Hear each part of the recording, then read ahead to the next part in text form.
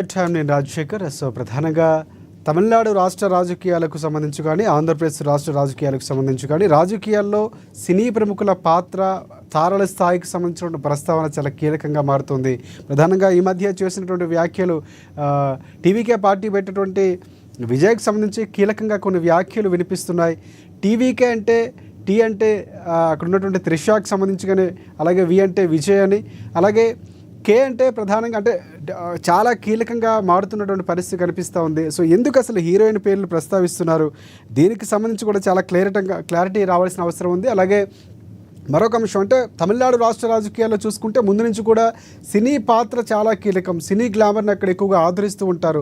So అలాంటి ప్రాంతంలో ముందు నుంచి అక్కడ ఏదైతే పార్టీ పెట్టేటువంటి డిఎంకే కానీ అన్నా డిఎంకే కానీ రెండు పార్టీలకు సంబంధించి కానీ కరుణానిధి కానీ అటువైపు ఉన్నటువంటి ముఖ్యమంత్రిగా పనిచేసినటువంటి వ్యక్తి కానీ పూర్తి స్థాయిలో పార్టీలకు సంబంధించి సినిమా నేపథ్యమే.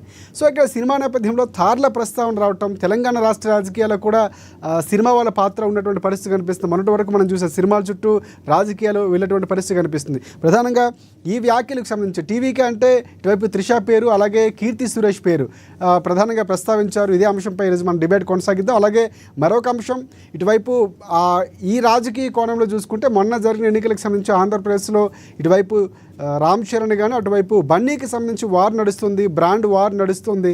సో ఎవరు గొప్ప అనేటటువంటి ఒక కోణం కూడా కనిపిస్తుంది. ఈ అన్ని అంశాలు మనం రాజకీయాలకు అలాగే సినీ గ్లామర్కు సంబంధించి తారలకు సంబంధించి ముడిపోయినటువంటి అంశాలపై ప్రధానంగా డిబేట్ కొనసాగిద్దాం. మనతో పాటు ప్రముఖ రాజకీయ విశ్లేషకులు బండారు రామ్మోహన్ రావు గారు ఉన్నారు, వారికి ప్రత్యేకంగా నమస్కారం. అలాగే మరొక రాజకీయ విశ్లేషకులు ప్రముఖ రాజకీయ విశ్లేషకులు పాపిరెడ్డి గారు మనకు అందుబాటులో ఉన్నారు, వారికి కూడా ప్రత్యేక నమస్కారం. ఎస్, ప్రధానంగా అంటే రాష్ట్ర రాజకీయాలు మారుతూ ఉంటాయి. సో రాజకీయాలకు సంబంధించి మారుతూ కానీ సినిమా గ్లామర్ ప్రస్తావన తీసుకురావటం మనం చూసాం. చాలా సందర్భాల్లో సినిమా వాళ్ళ గ్లామర్ను ఉపయోగించుకుంటారు ఎన్నికల సమయంలో కూడా. సో ఇక ముందుగా మనం పాపిరెడ్డి గారి దగ్గరికి వెళ్ళాం. పాపిరెడ్డి గారు నమస్తే అండి. నమస్కారం. రైట్, పాపిరెడ్డి గారు అంటే చాలా కీలకంగా అక్కడ మంత్రిగా ఉన్నటువంటి పన్నీర్ సెల్వం చాలా కీలక వ్యాఖ్యలు చేశారు. అంటే విజయ్ అనేది కొన్ని పార్టీలకి బీటీఎంగా పనిచేస్తున్నారు, లేకపోతే ఆయన పార్టీ పెట్టడమే మూడు సిద్ధాంతం లేదు, లేకపోతే చాలా కామెంట్స్ చేశారు. అమ్మా నాన్నే చూసుకున్నటువంటి వ్యక్తి పార్టీ పెట్టడం ఇలాగా ఉన్నటువంటి పరిస్థితి కనిపిస్తుంది. బీజేపీ పార్టీకి బీటీఎంగా వచ్చారని కొన్ని వ్యాఖ్యలు చేశారు. కానీ ఇక్కడ అంటే ఒక స్త్రీలను కించపరుస్తూనో, లేకపోతే స్త్రీల ప్రస్తావన, లేకపోతే సినిమా గ్లామర్ నుంచి వచ్చాడు కాబట్టి విజయ్కి సంబంధించినటువంటి ఇటువైపు త్రిషాని టీ అంటే వి అంటే విజయ్ పేరుని మధ్యలో ఉంచుతూనే ఇటువైపు కీర్తి సురేష్ కే అంటే ఇలా ప్రస్తావించడం, దానికి ప్రజల నుంచే స్పందన అడిగే ప్రయత్నం చేయడం, వాళ్ళు కూడా ఓకే అని చెప్పడం. సో ఇవన్నీ డ్రామా చూసుకుంటే ఏ విధంగా చూడొచ్చు అంటారు? అంటే రాజకీయాలకి సినిమా వాళ్ళకి ఉన్నటువంటి లింక్ చాలా ఒక అవినాభావ సంబంధం ఉంది, కానీ ఇక్కడ చాలా కీలకంగా మారింది.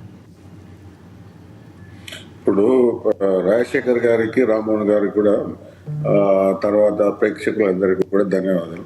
నమస్కారం. ఇప్పుడు విషయం ఏంటంటే, ఇప్పుడు ఈ రాజకీయాలకు పాలిటిక్స్కు సంబంధం మనకు 1967 నుంచి మొదలైంది. ఇది కూడా తమిళనాడులో 67లో డిఎంకే పార్టీ మొట్టమొదటిసారిగా ఒక ప్రాంతీయ పార్టీగా ఒక ద్రవిడ కల్చర్తోని ఈ ఒక రాష్ట్రానికి రావడం జరిగింది. అక్కడ ఎవరు అన్నాదురై గారు ఉండ్రి ఈ డిఎంకే పార్టీకి స్థాపించి చేసింది అన్నాదురై. అయితే అన్నాదురై దగ్గర కరుణానిధి గారు ఉండేది. కరుణానిధి గారు మొత్తం పార్టీల కొంత థింక్ ట్యాంక్, రైటింగ్ ఇదంతా కూడా ఆయన. మళ్ళీ కరుణానిధి రెండో వైపు ఏంటంటే సినీ స్క్రిప్ట్ కూడా రాసేవాళ్ళు, సినీ ఫీల్డ్లో కూడా పనిచేసేవాళ్ళు. అక్కడి నుంచి వెళ్ళి సినీ ఫీల్డ్కు డిఎంకే పార్టీకి కొంత సంబంధం ఉండేది. ఆ తర్వాత డిఎంకే పార్టీ అన్నాదురై చనిపోయిన తర్వాత అనేక రకాలుగా దానిలో సమస్యలు వచ్చి అంతిమంగా మళ్ళీ ఎంజి రామచంద్రన్ గారు ఏఐడిఎంకే పార్టీ పెట్టి డిఎంకే విడిగా బయటకు వచ్చి ఆయన డిఎంకే నుంచి ఏఐడిఎంకే పెట్టి ఆయన కూడా ముఖ్యమంత్రి కావడం, కరుణానిధి ముఖ్యమంత్రి కావడం. అది అప్పటి నుంచి వెళ్ళి దాదాపుగా ఇప్పటి వరకు కూడా డిఎంకే ఏఐడిఎంకే మధ్య యుద్ధం నడుస్తున్నది. ఈ యుద్ధంలో దాదాపుగా సినీ ఫీల్డే ముఖ్యంగా ఉన్నది. ఇప్పుడు ఎంజి రామచంద్రన్ పోయిన తర్వాత దాని వారసత్వం జయలలిత చెంది, కరుణానిధి చనిపోయిన తర్వాత వారసత్వాన్ని కొడుకు స్టాలిన్ రావడం జరిగింది. అంటే ఇది అంతా కూడా దాదాపుగా సినీ ఫీల్డ్తో చాలా బలంగా తమిళ రాజకీయాలు ముడిపడి ఉన్నాయి. అదే కొంత మేరకు నడుపుకుంటూ పోవడం జరిగింది. అయితే దానికి పక్కనే ఉన్న ఆంధ్రప్రదేశ్ రాష్ట్రం, అంటే ఉమ్మడి ఆంధ్రప్రదేశ్ రాష్ట్రంలో కూడా 1983 ఎన్టీ రామారావు రాకముందు ఆంధ్రప్రదేశ్ రాజకీయాలు వేరుగా ఉండే. 83 తర్వాత ఎన్టీ రామారావు తెలుగుదేశాన్ని స్థాపించి ఆయన ముఖ్యమంత్రి అయిన తర్వాత ఇక్కడ కూడా సినీ ఫీల్డ్ ప్రభావం ఎక్కువగా ఉండడం, ఎన్టీ రామారావు ముఖ్యమంత్రి కావడం, ఎన్టీ రామారావు పడని వర్గాన్ని కాంగ్రెస్ వాళ్ళ దగ్గర తీయడం, తర్వాత ఇంకా రకరకాలుగా రావడం. అది కూడా ఎంత దూరం వచ్చిందంటే ఎన్టీ రామారావు చనిపోయిన స్థలం వినబడుతున్నదా? హలో ఎస్ పాపిరెడ్డి గారు చెప్పండి. హలో వినబడుతున్నదా? ఎస్ వినిపిస్తుంది పాపిరెడ్డి గారు, కంటిన్యూ చేయండి. వినిపిస్తున్నది కదా. అది ఎన్టీ రామారావుకు వ్యతిరేకమైన గ్రూపు మళ్ళీ కాంగ్రెస్ దగ్గర తీయడం, ఇదంతా తెలిసిన తర్వాత ఎన్టీ రామారావు చనిపోయిన తర్వాత కూడా తెలుగు సినీ రంగం యొక్క ప్రభావం రాజకీయాల మీద ఏం పోలేదు. ఆ తర్వాత చంద్రబాబు నాయుడు వచ్చిన తర్వాత కూడా ఈ చిరంజీవి రాజ్యం పెట్టడం, తర్వాత ఆయన తమ్ముడు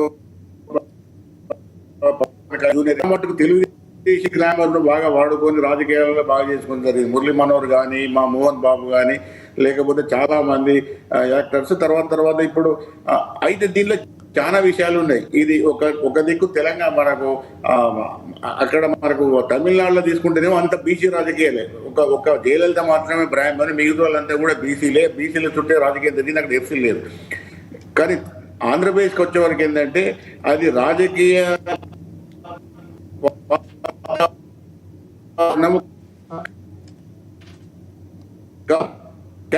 ఇక్కడ ఫీల్డ్ అంతా కూడా బై అండ్ లార్జ్ పెద్ద ఎత్తున తెలుగు కమ్మ సామాజిక వర్గానికి అనుకూలంగా ఉండే.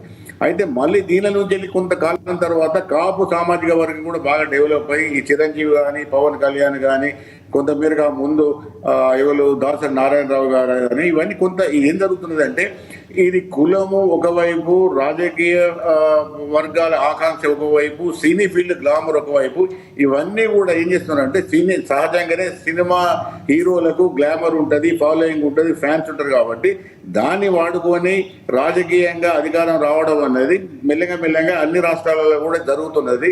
ఈవెన్ కొంత మేరకు కర్ణాటకలో కూడా రాజకీయాలుగా మనకు కనబడుతున్నది కాబట్టి ఇవన్నీ కూడా ఏంటంటే ఈ ఎలక్షన్స్ మళ్ళీ 2026 అంటే సంవత్సరం ఉంది కాబట్టి తమిళనాడులో ఈ రాజకీయ వాతావరణం వేడెక్కడంతో జరుగుతున్న అనేకమైన అంశాలలో ఇవన్నీ కూడా వస్తున్నాయి. ఇంట్లో ఒకటి రాజశేఖర్ గారు సినీ ఫీల్డ్ లో దురదృష్టవశాత్తు మహిళలకు కానీ లేదా స్త్రీలకు కానీ ఎట్లా అనుకుని వాళ్ళకు విలువ కానీ లేకపోతే గౌరవం కానీ ఆ మధ్యన మనకు ఇంకా తెలుగు ఫీల్డ్ వచ్చింది కాస్ట్ కౌచింగ్ అని. అంటే మమ్మల్ని ఎంత దౌర్జన్యంగా ఎంత అన్యాయంగా మా శరీరాలు వాడుకుంటారని సినీ యాక్టర్స్ వాళ్ళు